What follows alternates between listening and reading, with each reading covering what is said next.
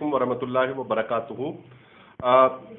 Lockdown और ये जो कोरोना वबाल की सूरत हाल है, इसके में नरमी की जो बात हो रही है, तो मैं गुजारिश सबसे पहले ये करूँ आपकी खिदमत में कि प्लीज़ अपना ख्याल रखें, अपने बड़ों का, अपने बच्चों का, अपने अजीज़ व अकारिब का ख्याल रखें। और उसका ख्याल रखने का तरीका ये है कि जिस कदर हो सके उस कदर एहतियाती तदाबीर को नज़रअंदाज न किया जाए, में रुका जाए। दूसरा, जो सबसे आम बात है, क्या रोल हम प्ले कर सकते हैं?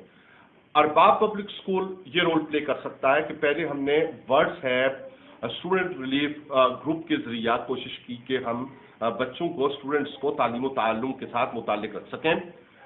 किस कदर वो फैज़बार हो सका, नतीजा खेज हो सका या नहीं हो सका, अपनी तरफ से हमने एक कोशिश। इसमें ये जिक्र करना बहुत जरूरी समझता हूं कि बाईपास रोड कैंपस बनाने से लेके तो शाहिद अब्बासी साहब का मजमूई तौर पे हमारे साथ बहुत अच्छा ताउन रहा है।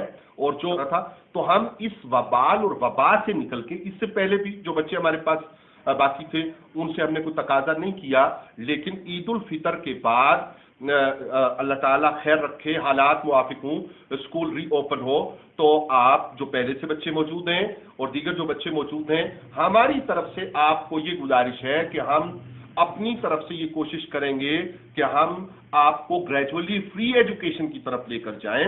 और फौरी तौर पे हम ये कर सकते हैं कि कम अज कम 40% अखराजात आपके जो हैं वो कम करने की हम आपको खुशखबरी देते हैं। अपने तौर पे हर इदारे को, हर फर्द को इस पे कोशिश करनी चाहिए। अगर हम पसंदाज करेंगे, दूरंदेशी का मुजाहरा करेंगे, बेहतरी की कोशिश करेंगे, तो अल्लाह ताला की रजा हमारे साथ शामिल हाल होगी और बरकत अल्लाह नसीब करेगा। तो इंशाल्लाह ईद उल फितर के बाद स्कूल के प्लेटफॉर्म पे मुलाकात होती है और उस मुलाकात में इंशाल्लाह हम आपके लिए जितना रिलीफ मुमकिन होगा, ज्यादा से ज्यादा, अगर इससे ज्यादा भी हो सका तो इंशाल्लाह वो जरूर करेंगे।